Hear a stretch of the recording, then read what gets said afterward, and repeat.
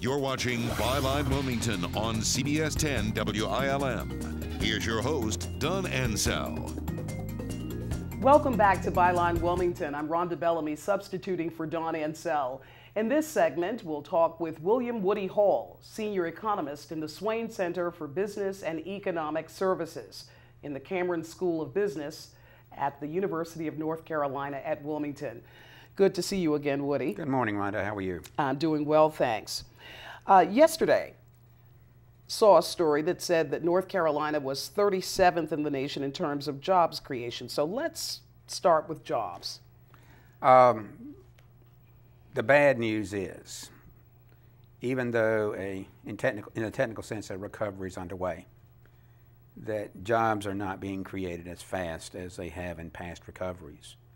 If you look at the recession that began technically year-end 2007, ended the middle part of 2008, the impact it had on North Carolina is substantially different than the impact of the preceding 5 recessions. To put that in perspective, in the preceding 5 recessions, there was never a month in which the unemployment rate in the state of North Carolina exceeded that for the nation. In the most recent recession, there's only 1 month in which the unemployment rate statewide was less than that for the nation. So we were extremely hard hit this time. I mean, employment is not bouncing back across the board. Now, certain sectors are doing okay. Which are? Well, energy sectors are doing well, healthcare is doing fairly well, education is holding its own. But for the most part, and technical services are also coming back, but for the most part in general, the job creation is simply not there. And when you compound the fact that there are layoffs occurring in public sector jobs, even though the private sector may be adding employees, the layoffs that are occurring in public sector jobs means that the increase in employment is very, very small. And in fact, in North Carolina, we're seeing a slight tick upward with the unemployment rate at around 10.1%. Is that adjusted seasonally? I do seasonally adjust those numbers there to account for time of year. And the most recent information we have on the North Carolina unemployment rate, which I think is July 2011, we'll get county unemployment rates in the not too distant future. It's probably matching its high during the recession, and the high occurred 3rd or 4th quarter 2009. So when you say that a recovery is underway, albeit slow, how do you measure recovery?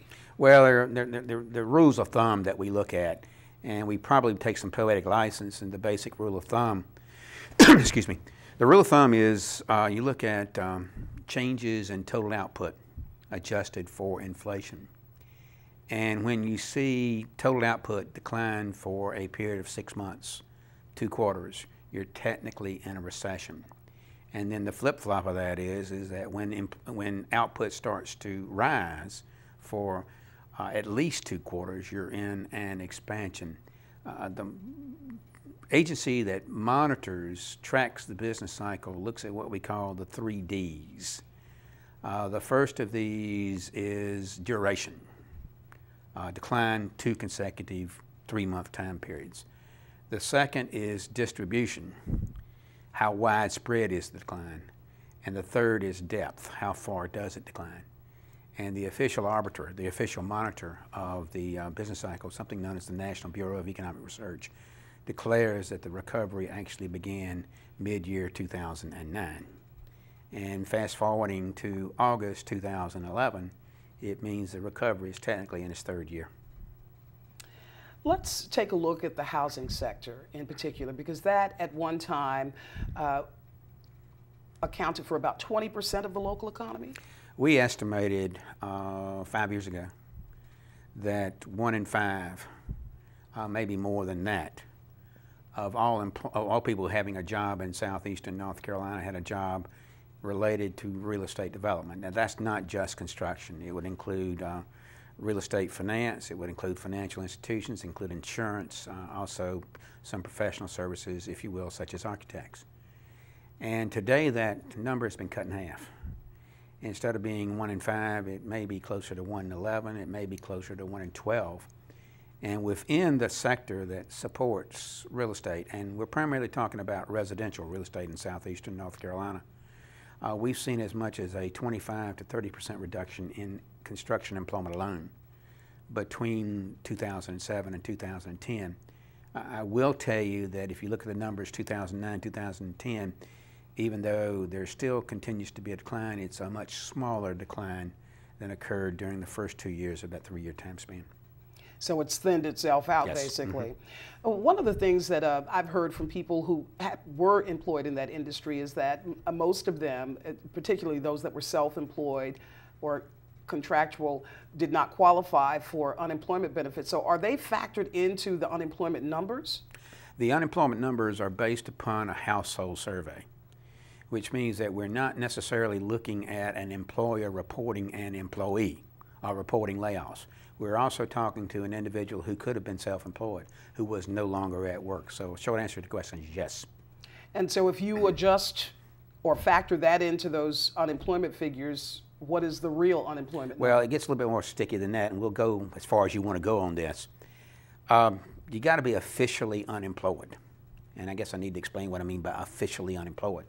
At least 16 years old. Secondly, you got to obviously be out of work. But thirdly, and most importantly, you got to be looking for work. And what we're seeing is that there's a group of people out there we call discouraged workers, in the sense that they have perhaps been looking for a job for a fairly long period of time, have given up hope of finding a job. And if they happen to be in the sample of the households that are surveyed, and the question is, are you looking for work? They'll say no, which means they're not counted as an unemployed person because they're no longer looking for work. The other group that's not captured are people who are what we say marginally attached to the labor force. The best way to explain that is to give you an example of a person, maybe a person working part-time who would like to work full-time. Now there is an experimental series at the national level, not at the state level, not at the local level for sure. There may be an attempt at the state level that adds in those two additional groups. And for example, instead of having an official unemployment rate, if we add in those other groups, it could be 70% higher. We may be talking about a 17% unemployment rate because we're capturing discouraged workers and we're also capturing people who are marginally attached to the labor force. Again, we're talking with Dr. Woody Hall, senior economist at UNCW, and we're trying to get a snapshot of the local economy. And we're juxtaposing that with what's happening on the national level as well. We're going to continue this discussion as to what we can expect for the next quarter or so right after this. You're listening to Byline Wilmington. I'm Rhonda Bellamy.